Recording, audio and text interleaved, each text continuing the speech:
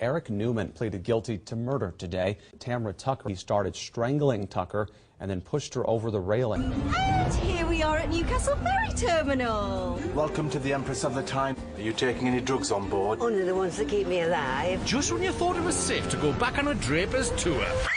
Oh. It's not. We have a serial killer on our hands. I'm sure it'll be fine. It's not like it's life or death, is it? The killer could still be here in this room. Well, this is exciting. In a slightly menacing sort of way, isn't it? We're all in great danger. Do you ever get the feeling we should have just flown?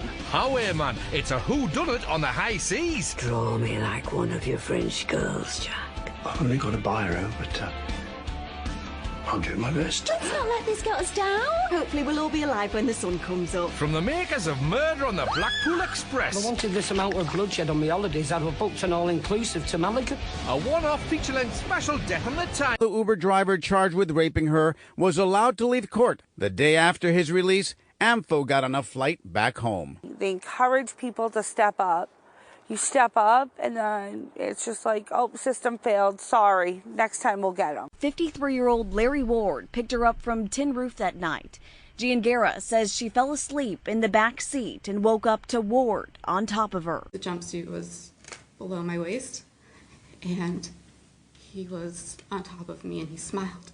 While he drove to a secluded street and raped her. Ward's DNA was on the rape kit Giangera took the next day.